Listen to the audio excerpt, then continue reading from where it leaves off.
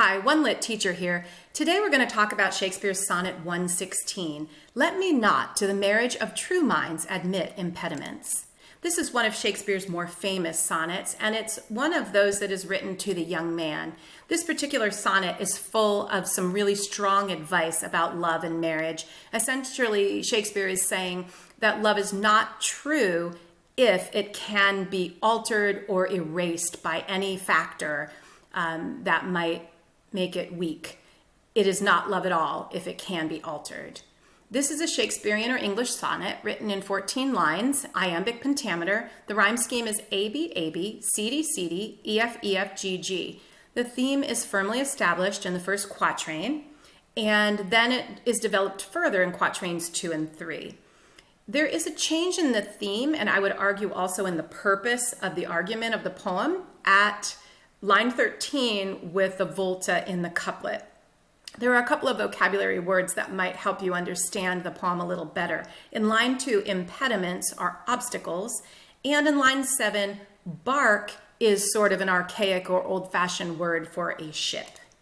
So what we have, again, marked here is the structure of the poem. You can see the rhyme scheme, and I want to point out to you the difference between I rhyme and ear rhyme. So in the first quatrain with the words love and remove, we have an I rhyme. This means that it looks like it rhymes on paper, but the words don't truly rhyme when you say them out loud. Love and remove. Otherwise, we'd have louvre and remove.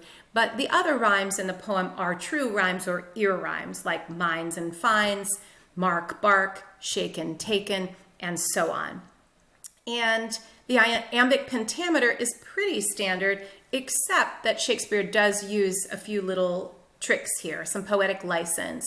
So I want to point out some special features in the poem. In line 5, the beginning of quatrain 2, Shakespeare has used a caesura. This is a dramatic pause in the line. Oh no, it is an ever fixed mark.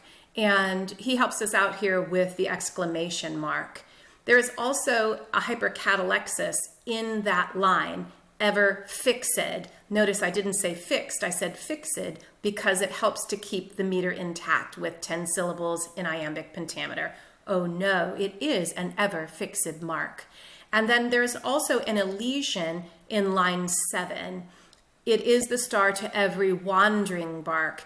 So Shakespeare doesn't intend us to say wandering in 3 syllables, but rather wandering in 2 syllables to keep the meter intact. And so the removing of a syllable and sort of the creation of a contraction there with the apostrophe is called elision.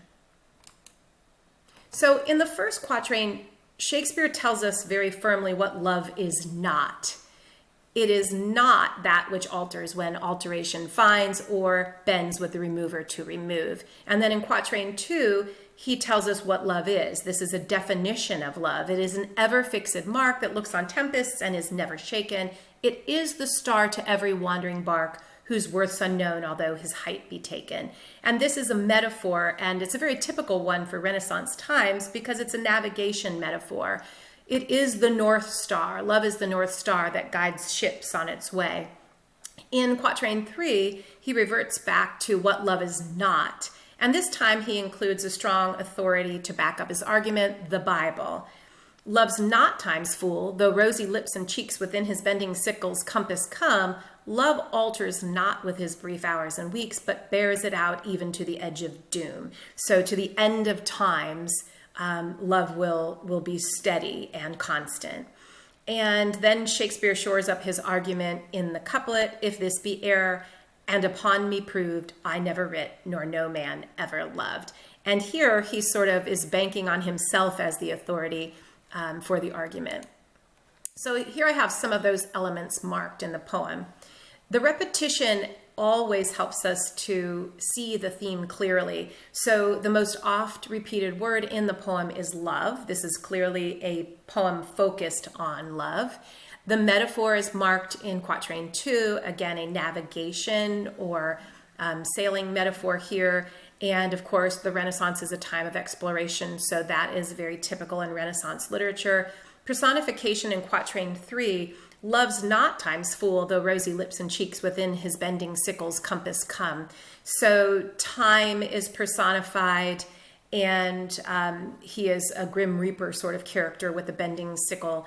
And love is also personified. He is not time's fool. The biblical allusion is again in the end of Quatrain 3. The edge of doom again is the end of times. And then I started noticing that the poem really is an argument. And so I marked those argument words in boxes here. Let me not true admit it is, love's not, if this be error proved. These words help us to see the poem as an argument. And then a more subtle element is the alliteration. If the sound devices are not really obvious in the poem, don't forget to look for them before you're finished doing your analysis, because you'll see that there is often a subtle layer that will help us determine the tone of the poem. So in the beginning of the poem, the M's, me, marriage, mine, sort of kind of have us seeing Shakespeare giving this argument to the young man in a sort of steadfast and calm manner. And then towards the end of the poem, I think the ends in the last line, never, no, nor, sort of help to drive that argument at the end. The couplet shifts the theme to focus more on the argument than on the theme or idea of love at the end. In fact, Shakespeare seems to be focusing sort of on himself here at the end. If this be error and upon me proved, I never writ, nor no man ever loved. And this reminds me a lot of the last lines of Sonnet 18. So long as men can breathe or eyes can see, so long lives this, and this gives life to thee. And again, Shakespeare uses his writing as an example of something that is sort of eternal or steadfast and long-lasting. And he is banking on that, which is a little ironic, but turns out to be true. So again, in Sonnet 116, Shakespeare creates a subtle argument and showcases his steadfast belief that love is permanent or constant. And if you read some other Renaissance literature by poets, for example, like John Donne, you'll notice that constancy versus inconstancy is a typical theme. And Shakespeare is sort of pulling in a tradition that's used then typically in the Renaissance times here in Sonnet 116.